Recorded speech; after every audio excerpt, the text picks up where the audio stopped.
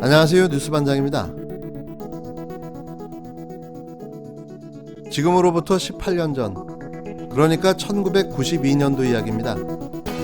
1992년 4월 16일, 당시 서울지검 형사 2부 표성수 검사는 장학재단 설립과 노후생활 자금 관리를 부탁하며 제일교포가 맡긴 돈 가운데 3,700여만 원을 횡령한 혐의로 금병훈 변호사를 업무상 횡령 혐의를 적용해 벌금 300만 원의 약식 기소했다고 언론이 보도했습니다. 검찰에 따르면 금 변호사는 제일교포 김재윤 씨가 88년 12월 장학재단 출연기금과 노후생활 자금 관리를 의뢰하며 맡긴 16억 5천여만 원 중 10여 원을 재윤장학 설립에 사용하고 나머지 자금 가운데 3,700여만 원을 횡령한 혐의로 기소됐는데요. 검찰은 금 변호사가 89년 2월 22일부터 4월 17일까지 세 차례에 걸쳐 1,580만 원을 생활비 등으로 소비했으며 89년 5월 2일에는 김 씨가 자신의 부인에게 전달해달라고 넘겨준 4천만 원 중 2,200만 원을 고모 변호사에게 어음 할인금으로 교부 횡령했다고 밝혔습니다. 이에 대해 금 변호사는 곧바로 갚을 의사를 갖고 잠시 개인 용도로 사용했을 뿐 횡령 의도는 없었으며 현재 이자 원금을 모두 갚은 상태라며 앞으로 정식 재판을 청구해 무죄를 다툴 생각이라고 말했다고 당시 중앙일보가 보도했는데요. 이 기사에 등장하는 금병훈 변호사가 바로 현재 20대 두 아들에게 36억 원을 증여해 논란이 되고 있는 금태섭 전 의원의 아버지입니다. 조국 전 법무부 장관 신상 털기에 비하면 세 발의 피겠지만 전 가족을 탈탈 털어댔던 걸 생각하면 이 정도는 껌인 거죠. 그냥 그렇다는 겁니다. 본인도 당해보고 느껴봐야 조 전 장관 심정을 느낄 수 있을 텐데요. 느껴보라고, 그리고 당해보라고 이 사건을 발굴해 알려드립니다. 그러고 보면 금 전 의원의 가문도 그리 좋은 가문은 아니었던 것 같습니다. 금태섭 전 의원은 조국 전 장관 청문회에서 자녀 특혜 논란과 관련해 젊은 세대에게 사과하라고 했었죠. 이번에 금 전 의원이 20대 두 아들에게 각각 10억 원이 넘는 재산을 증여한 걸 두고 부모 찬스 논란이 이어지고 있습니다. 여기에 대해 본인은 세금을 다 냈으니 문제가 될 게 없다는 입장이지만 구체적인 증빙 내역을 공개해야 한다는 요구도 나오고 있는데요. 사실 관계를 확인하는 것도 중요하지만 정작 중요한 건 국민 정서상의 문제인 거죠. 자신이 조국 전 장관에게 했던 수없이 많은 비판과 질책에서 그는 자유로울 수 있냐는 건데요.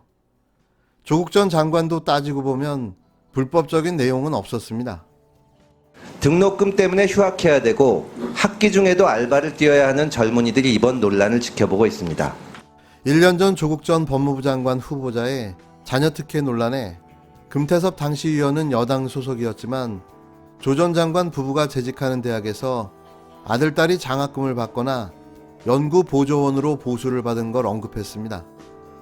그런데 이번에는 금 전 의원의 두 아들이 16억 원씩 자산을 증여받은 걸로 뒤늦게 드러나자 논란이 되고 있는 건데요.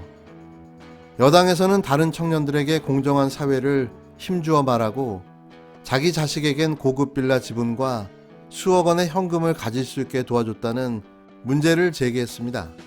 금 전 의원은 법적 문제가 없다는 입장인데요. 그는 근거 없는 의혹 제기가 계속돼 선관위의 객관적 검증을 의뢰할 것이라고 했습니다.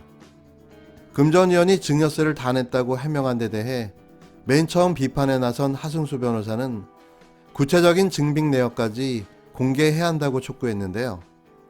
시세대로라면 8억 원이 넘는 증여세를 냈어야 한다는 겁니다. 앞서 금 전 의원은 조 전 장관을 향해 변명 없이 젊은 세대에게 사과해야 한다고 주장했는데요. 하지만 본인 자녀 논란에는 더 기여하고 더 봉사하며 살겠다고만 밝힌 상태입니다. 이에 따라 금 전 의원이 서울시장 선거 출마를 공식화하면 여당의 공격이 거세지면서 관련 논란도 더 커질 전망인데요. 누가 봐도 납득이 안 가는 건 당연한 거죠. 금액으로만 봐도 5천만 원과 36억 원, 무려 72배의 차이가 나는 금액인데요. 서두에도 말씀드렸지만 조 전 장관의 경우에도 어떠한 불법도 없었습니다. 그런데도 공직자로서 부도덕하다며 온갖 비판과 비난을 쏟아부었었죠. 이래서 조로남불이 아니라 금로남불이라는 말이 나오는 겁니다. 이 정도라면 모든 공직에서 물러나 정계 은퇴하고 자연인으로 평생 봉사하며 살아야 하는 게 맞죠. 어디 감히 서울시장입니까? 법무부가 옵티머스 펀드 사기 의혹 사건 감찰을 위해 윤석열 검찰청장의 서울중앙지검장 재임 시절 변호사가 집무실에 출입한 기록을 확인한 것으로 파악됐습니다. 22일 복수의 검찰 및 법조 관계자들은 윤 청장이 서울중앙지검장으로 근무하던 시절 변호사가 집무실을 찾아온 출입 기록 일부를 법무부 감찰 담당 부서에서 확인했다고 전했는데요. 추미애 법무부 장관이 옵티머스 사건 변호인이 검찰청장과 긴밀한 관계가 있었던 유명 변호사라고 언급한 점을 파악하기 위한 것으로 알려졌습니다. 각 검찰청은 구두변론 관리대장을 작성 보관해 변호인 출입 기록 등을 관리하고 있는데요. 지난달 열린 국정감사에서 여당은 윤 청장과 함께 박영수 특검팀에서 근무한 이모 변호사가 옵티머스 고문이라고 주장하며 사건 처리 과정에 대한 의문을 제기했습니다. 이후 추 장관은 지난해 한국방송통신전파진흥원에 옵티머스 관련 수사 의뢰를 서울중앙지검이 무혐의 처분한 과정 등을 확인하라며 감찰을 지시했는데요. 수사 축소 및 봐주기, 유력 인사 로비, 윤 청장 보고 여부 등이 감찰 대상이었습니다. 수도권의 한 검찰 간부는 법무부에서 옵티머스 감찰 관련해 윤 청장의 서울중앙지검장 시절 사무실에 변호인이 방문한 기록을 확인했다고 한다며 추 장관의 지시 내용을 확인하기 위한 취지라고 말했는데요. 옵티머스 사건 관계자도 이 변호사가 옵티머스와 관련해 윤 청장과 만났는지 여부를 확인하기 위해서 법무부 측이 자료를 확인했다고 들었다며 이 변호사는 당시 사건을 직접 맡지도 않았고 옵티머스와 관련해 윤 청장과 만난 적이 없다고 전했습니다. 이에 대해 법무부 측 관계자는 검찰 관련 사항이라 확인해 줄 수 없다고 밝혔는데요. 여권의 주장 및 추 장관의 감찰 지시 이후 당시 사건을 담당했던 김유철 춘천지검 원주지청장은 검찰 내부망의 A4 용지 4장 분량에 설명 자료를 올려 수사 축소 의혹 등을 반박했습니다. 김 지청장은 그래서 수사 의뢰인인 전파진흥원이 자체조사와 금융감독원 조사 결과가 문제가 없었다. 수사 의뢰서에 기재된 혐의 내용을 정확히 모른다며 소극적으로 나오는 상황에서 형사부에서 수사력을 대량으로 투입하기는 어려웠다고 밝혔는데요.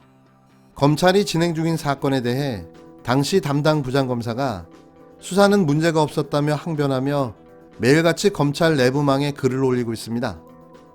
왜 그러는 걸까요?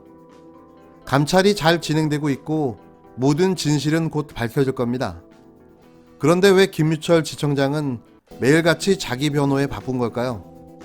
그의 이런 행동은 법무부 감찰을 통해 진실이 드러나겠죠. 감찰이 진행되면서 흘러나오기 시작한 또 다른 비리 의혹. 옵티머스 검찰 수사팀이 옵티머스 측으로부터 로비 자금 5억을 받았다라는 진술. 모든 건 곧 밝혀질 겁니다. 그리고 그 당사자들은 반드시 처벌을 받게 되겠죠. 윤석열 청장과 그 측근들은 2020년을 넘기지 못할 듯합니다.